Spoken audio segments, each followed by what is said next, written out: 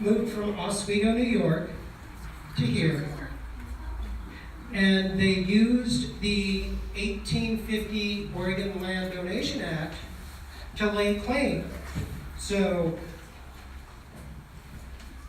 keep in mind, the Land Donation Act is only open to white folks. And they laid claim to, I believe, if I read it correctly, is what is now Old Town near George Rogers Park. Now, again, you might be asking yourself, didn't someone live there? The answer again would be yes. The Clackamas Band of Native Americans were up and down the Willamette River. There were 4 or 5 different groups, but the Clackamas Band, from what I read, is what they were called. With the white folks moving into the Oregon Territory, disease had wiped off a significant portion of the native population. But some were still here.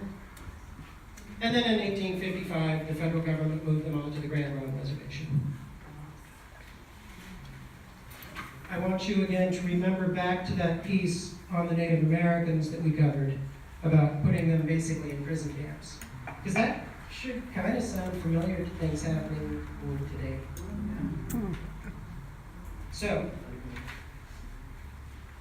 in 1882, the Oregon Iron and Steel Company was founded by William Ladd.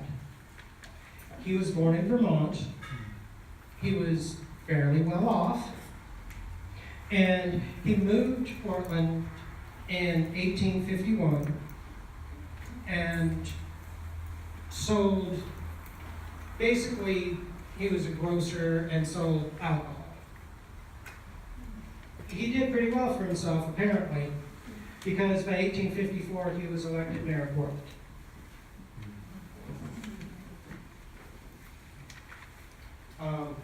The idea behind Oregon Iron and Steel was to have the West Coast Pittsburgh.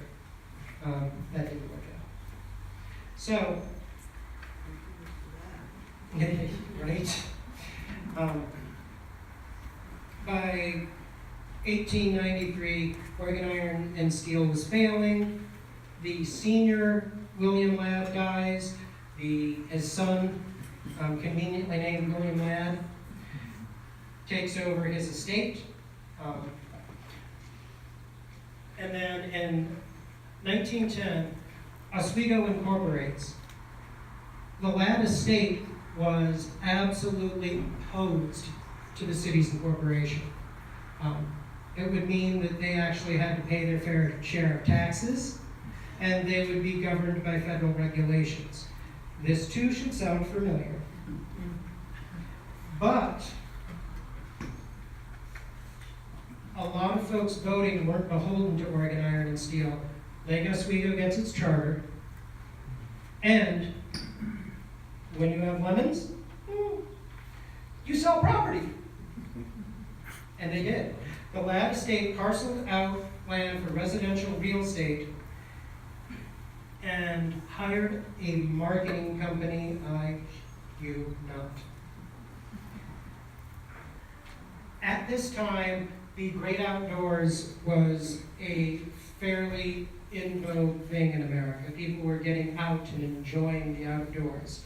So the marketing slogan for Oswego was, "Live where you play." Catchy. And in fact, that's right. Just suffice it to say that Ladd was fairly wealthy and owned a couple of banks in addition to real estate around here. But in 1912, the landowners lobbied the city to change the name of Sucker Lake, which Lake Oswego used to be called. And To Oswego. Now, keep in mind that the lake actually did have a perfectly fine name before Sucker Lake, when the white folks who fished there named it after the fish. It was Beluga Lake, the native word for swan. But, yeah. So the Ladd estate parcels out parts of Lake Oswego, and they're catering to status-conscious buyers. That should sound familiar too.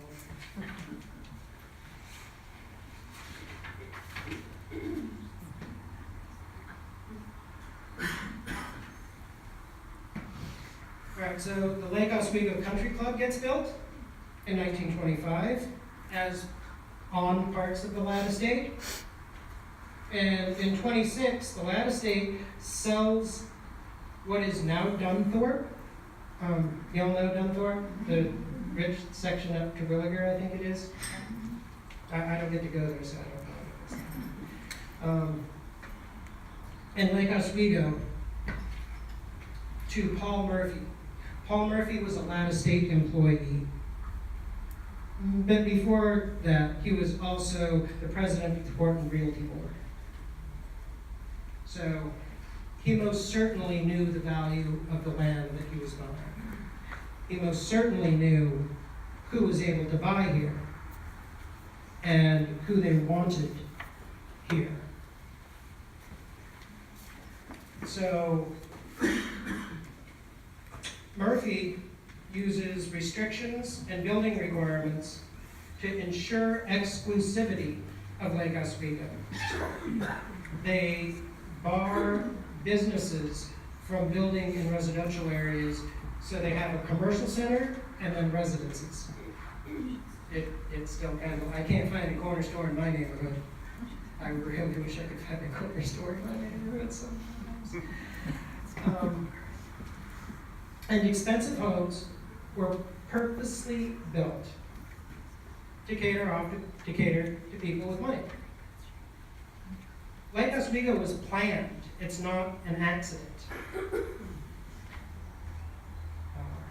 We're going to get to FHA loans. Remember I said that the Homestead Act was one of the largest white welfare programs in U.S. history? The other one was the Federal Housing Administration. We'll get to a stat about that in a moment. It's staggering. But the Ladd estate and Murphy understood race prejudice. And they instituted racist policies and practices.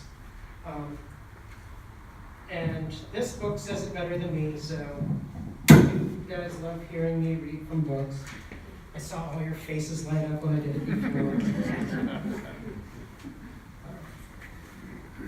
This, if you can pick this up, it's called The Growth of a City, written by Kimbark McCall.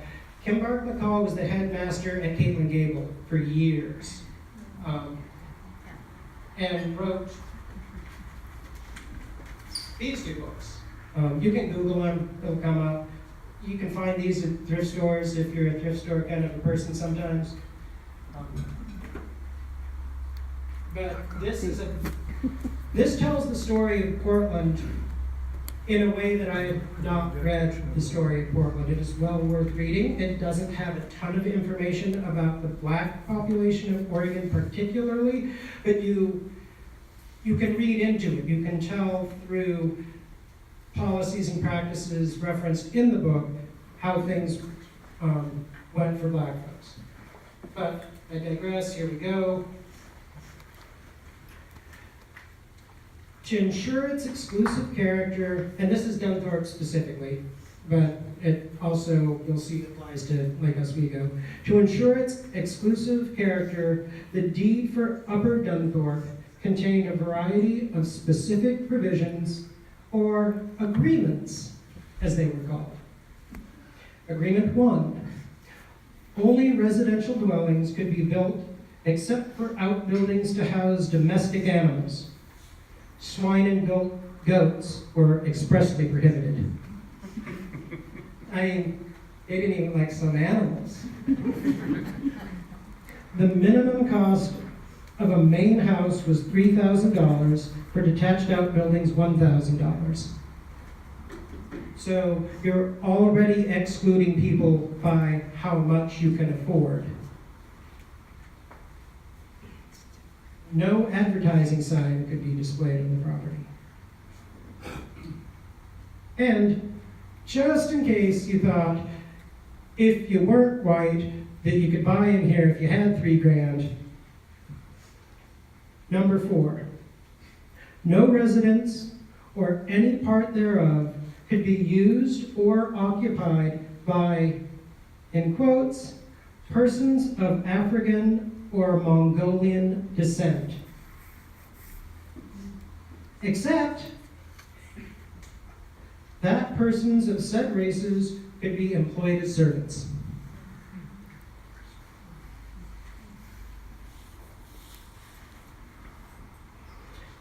As described, this was the most restrictive deed in the greater Portland area. It was written at the behest of William Ladd, the ranking leader of Portland's native aristocracy, a person who dedicated his life to causes such as the YMCA, the Portland Art Museum, and Reed College.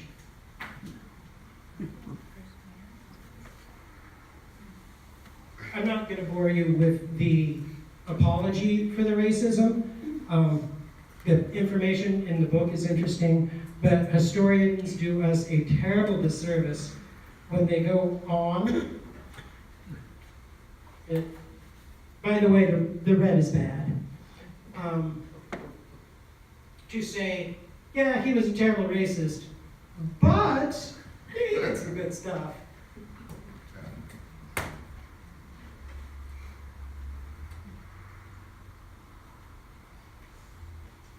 All right. Well, I guess I should, so the part about FHA loans, I have it on this slide, it was there for a reason. FHA loans, the FHA was started in 33, started giving out loans in 34, the Federal Housing Administration. Subsidized home costs to buyers, but the buyers were almost exclusively white. Between 1934 and 1962, the FHA subsidized $120 billion of loans. $120 billion of loans. Over 98% of those loans went to white families. That would be the other largest white welfare program. Again, keep in mind, the things that build wealth, land and your home. Black folks were largely excluded from both of those.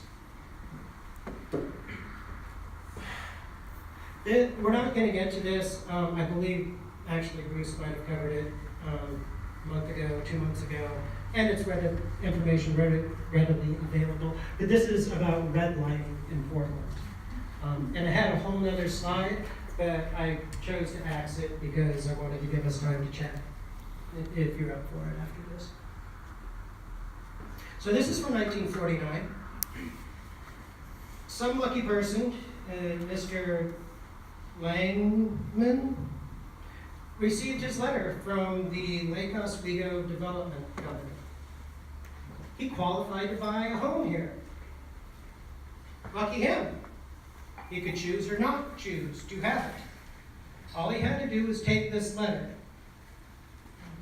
But P.S. the property is definitively restricted to the white race.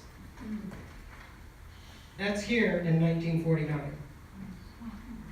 Our policies and practice matter. Our history matters. There's a reason why Lake Oswego is under 1% black.